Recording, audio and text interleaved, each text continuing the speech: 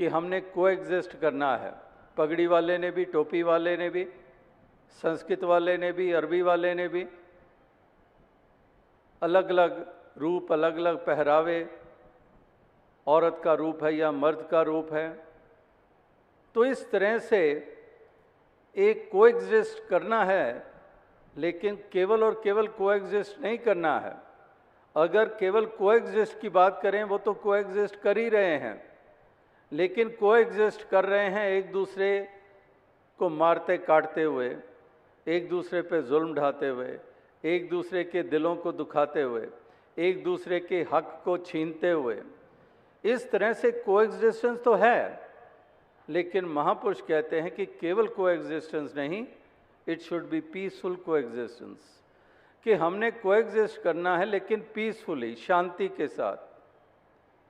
इस तरह की हमारी एग्जिस्टेंस हो इस धरती के ऊपर, इस तरह से हमारी उपस्थिति हो इस धरती के ऊपर।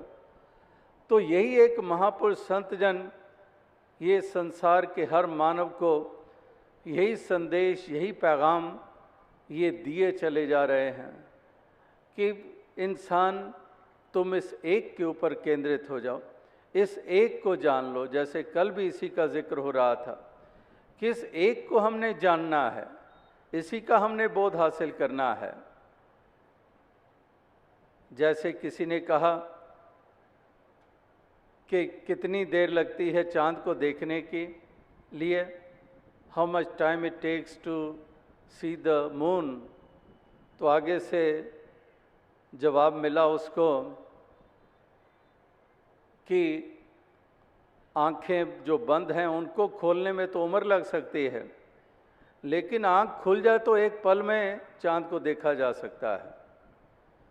कि केवल आंख खोलने की देर है, वो आंख, वो नज़र, वो ज्ञान प्राप्त होने की देर है। अगर आप आंखें बंद ही किए रखें तो और पूरी जिंदगी चांद को नहीं देख पाएंगे। तो पूछने वाले ने इसी भाव से पूछा था कि कितना समय लगता है चांद को देखने के लिए। तो उसने कहा कि आंखें खोलने में तो उम्र लग जाएगी, लेकिन चांद देखने में तो एक पल लगता है। In a flash you can see the moon. तो इस प्रकार से ये महापुरुष संत जन ये एक की बात करते आ रहे हैं। इस एक के साथ हमने जुड़ना है और इस एक के ही दर्शन हमने घट घट में करने हैं, और इस प्रकार से सारे भेदभाव हमने मिटा देने हैं। और भेदभाव मिटाकर हमने अपनी तमाम जिम्मेदारियां पालन करते हुए हमने प्रेम पूर्वक इस धरती पे विचरण करना है। प्यार की गंगा हमने बहानी है। एक प्यार जिसकी कमी हो चुकी है, घरों से लेकर, समाज से लेकर चारों तरफ नज़र घुमाते हैं कि वो प्यार की कमी होती चली जा रही है। केवल एक जो हमारी जो सेंसिटिविटीज़ हैं एक दूसरे के प्रति, एक दूसरे को समझने की प्रति, एक दूसरे की फीलिंग्स की तरफ, उस तरफ हम बिल्कुल जड़ होते चले जा रहे हैं। एक पत्थर दिल बनते चले जा रहे हैं। जैसे वो शायर का शेरदास अक्सर कहता है कि हर धड़कते पत्थर को तुम दिल समझते हो, एक उम्र लग जाती है दिल को दिल बनाने में। कि हर धड़कते पत्थर को, यानी कि पत्थर जिसके बारे में शायर कह रहा है वो दिल को संबोधित है, वरना पत्थरों में कहाँ धड़कन होती है। तो धड़कन तो दिल में होती है, लेकिन धड़कन तो है दिल में, लेकिन पत्थरा सा गया है, पत्थर वाला बन गया है।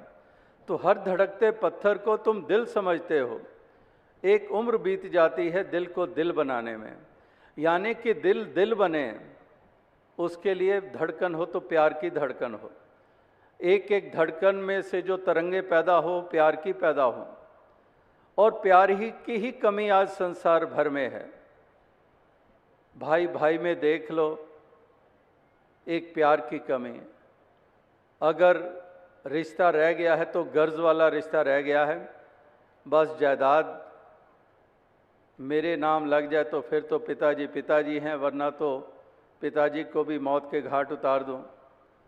ये आज सिलसिला है। जैसे सूफी संतों ने पंजाबी में कहा है कि जद अपनी अपनी पै गई धी मानो लुट के लै गई। कि जब अपनी अपनी पड़ गई तो एक बेटी भी माँ को लूट के ले जाती है। इस प्रकार से आज ये एक रिश्ते बनकर रह गए हैं। प्यार वाली कड़ी, प्यार वाली डोर, प्यार वाला वो सूत्र जो कबीर जी ने कहा कि धागा प्रेम का, तो इस प्रकार से ये धागा ही कहीं टूट चुका है।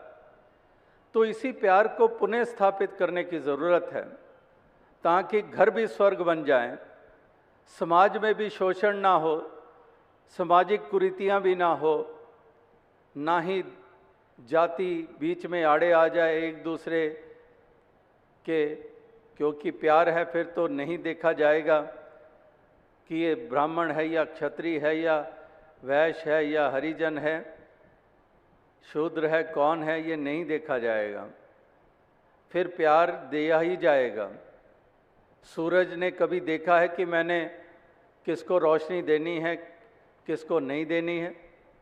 कभी सूरज ने चितारा है? सूरज की किरणें हर किसी के लिए हैं। तो इसी तरह से जो संत महात्मा भक्तजन